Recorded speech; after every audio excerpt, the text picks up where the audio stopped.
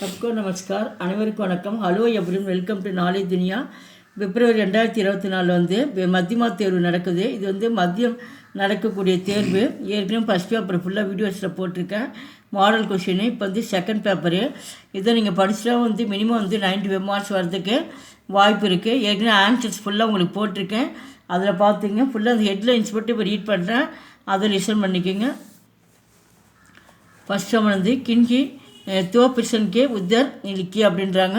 இது வந்து 4 question answer கொடுத்துருக்காங்க. எனி 2 மட்டும் அட்டன் பண்ண சொல்கிறாங்க. செகண்ட் ரோமனில் கிசி ஏக்கு ககானிக்கா சாராம்ஸ் लिखिए. இது வந்து ககானினா கதை ஸ்டோரிஸில் வர எஸ்ஏ கொடுத்துருக்காங்க. இதுக்கு வந்து 10 மார்க்ஸு 3 கொடுப்பாங்க. எனி 1 மட்டும் அட்டன் பண்ணால் போதும்.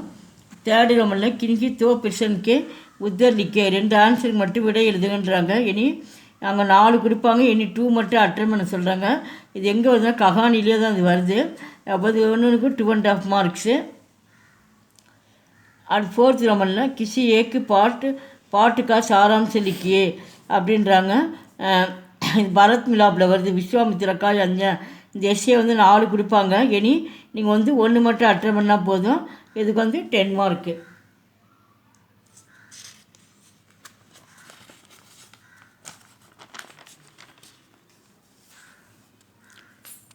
ஃபிஃப்த் ரோமனில் கிண்கி சார்க்கா லிங்க்கு பத்திலியே. லிங்க்குன்னா ஜெண்டரு. இந்த மாதிரி அவங்க வந்து பக்ரானா பக்ரி அப்படின்ற மாதிரி எழுதணும். பக்ரானா ஆடு, பக்ரினா பெண் ஆடு அப்படின்ற மாதிரி எழுதணும். இந்த இடத்துல பதினா கணவன், பத்தினி அப்படின்னா மனைவி அப்படின்ற மாதிரி ஆண் பாலது பெண் பாலாக எழுதுறது. அந்த மாதிரி நீங்கள் வந்து எழுதணும். நெக்ஸ்ட்டு சிக்ஸ்த் ரோமனில் கிண்கி சார்க்கா வச்சன் பத்திலியே. சிங்கிள் புளூரலாக சொல்கிறாங்க. இப்போ கப்படானா துணின்னு அர்த்தம். ஒரு துணி குறிக்கும். அப்போ கப்படே அப்படின்னா துணிகள் அப்படின்ற மாதிரி நம்ம ஆடைகள் வந்து நிறையா குறிக்க சொல்லணும்.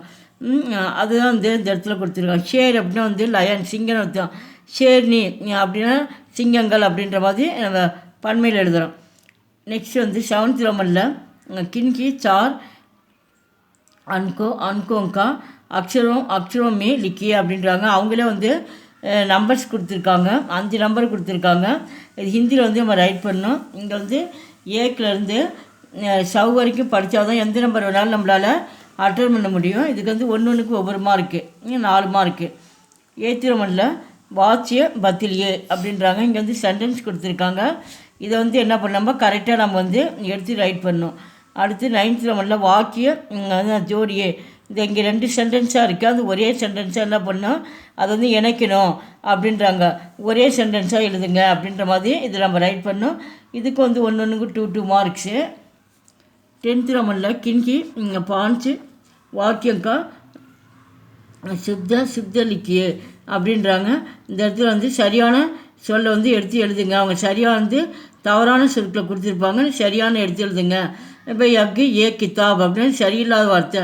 யக்கு ஏ கித்தா ஹைன் போட்டால் தான் இது ஒரு புத்தகமாக இருக்கிறது. அப்படியே ஹைன் போட்டு நம்ம என்ன பண்ணோம், இந்த புள்ளி அந்த கோடு போடணும். அதை வந்து நம்ம ரைட் பண்ணுறது. அது சரியாக எழுதுங்க அப்படின்ற மாதிரி. சுத்த அப்படின்னா சரியான சொற்களை எழுதுங்க அப்படின்ற மாதிரி சொல்லியிருக்காங்க. இதுக்கு வந்து 5 மார்க்ஸு 6 கொடுப்பாங்க. நீங்கள் வந்து 5 மட்டும் அட்டன் பண்ணால் போதும்.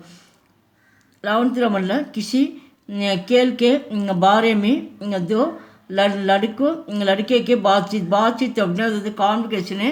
இது உரையாடல். இதில் வந்து 2 கொடுப்பாங்க. நீங்கள் வந்து என்ன பண்ணணும், ஏதாவது வந்து 1 மட்டும் அட்டன் பண்ணால் போதும். 1க்கு வந்து 10 மார்க்ஸ். யானா அல்லதுன்னு அர்த்தம்.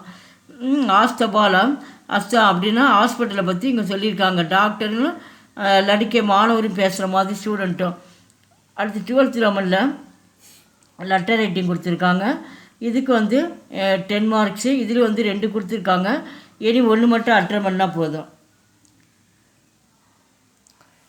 13th ரோமன் கிசி ஏக்கு शीर्षक पर निबंध लिखिए. இது வந்து ஜெண்டர் எஸ்ஸே கொடுத்துருக்காங்க. மேரா நகர் லால் பகதூர் சாஸ்திரி ராஷ்ட்ரிய பக்ஷி அப்படின்னா தேசிய பறவை அப்படின்ற மாதிரி அந்த டாப்பிக்கில் வந்து ஜெண்டர் எஸ்ஸே வந்து எழுத சொல்கிறாங்க.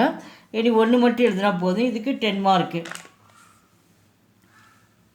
14th வந்து அவங்க வந்து ஹிந்தியிலே கொடுக்க. இங்கே வந்து अपनी प्रांतीय भाषा में अनुवाद कीजिए அப்படின்றாங்க.